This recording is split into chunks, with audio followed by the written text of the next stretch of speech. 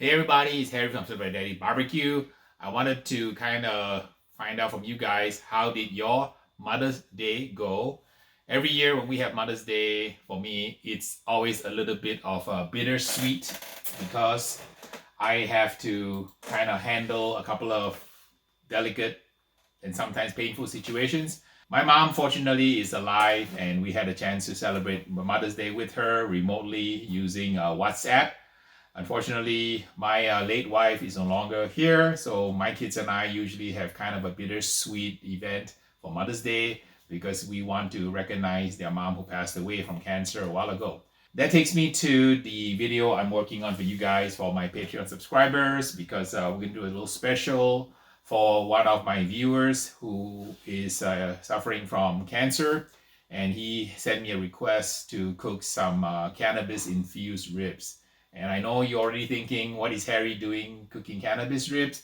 For those of you who may not be aware, but cannabis is a really powerful way to kind of counteract the effects of chemotherapy for the people who are suffering pain, nausea, and vomiting from undergoing cancer treatment. So I'm doing a compassionate episode for my viewer. I will protect his name by saying I call him Joe. And I'm working through editing this video for my Patreon subscriber because it's sort of an exclusive content. This is not something that is easy for me to do. We invoked a lot of experiences of the emotions and sensations that I had to go through when my late wife was battling cancer, as when my kids were really, really young.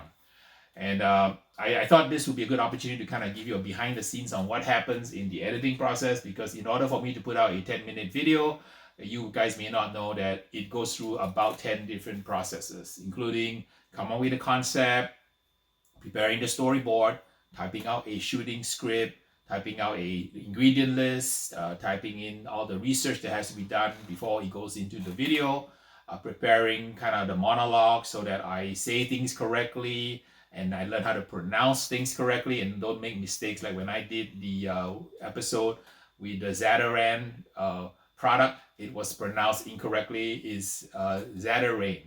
And had the owner of the company contact me saying, please do not mispronounce my company product. So things like that are kind of bloopers you don't see behind the scenes that I have to go through in order to produce a video. Then I go out and buy all the stuff, come back home, do the shoot, and then the shoot goes into the computers here.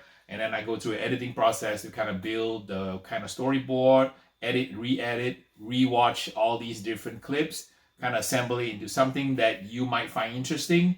And you notice that when I tell a story, I always tell a story of what that ingredient or what that dish means to me, what that ingredient or what that dish has kind of gone through in terms of how it's done around the world.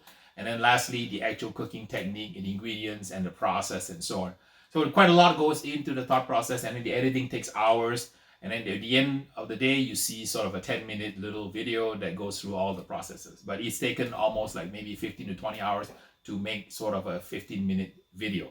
As I get better at it, hopefully the time will shorten, but I'm still learning how to edit videos. And it's something that I don't find easy to do, but I do it because I want to share my love, my knowledge with you guys out there.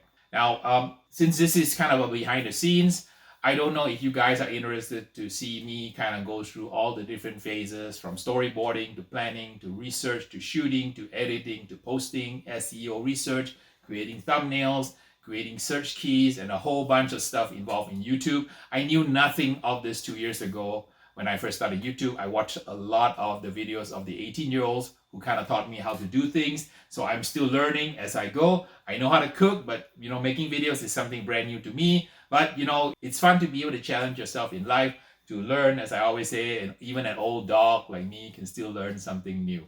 So if you guys like me to share some more behind the scenes and the thought processes that go into my video concepts, let me know. Be happy to share some of these kind of outtakes and behind the scenes of what it's like to kind of be a content creator on YouTube and to reach out to you in a very personal way and teach you guys what I know, because I want you guys ready to go out and spread that love in the world, teach the world a little bit more tolerance, a little bit more understanding, a little bit of kindness, and a little bit of love. All right. So thanks for being my Patreon, and let's take this Patreon this online content journey together.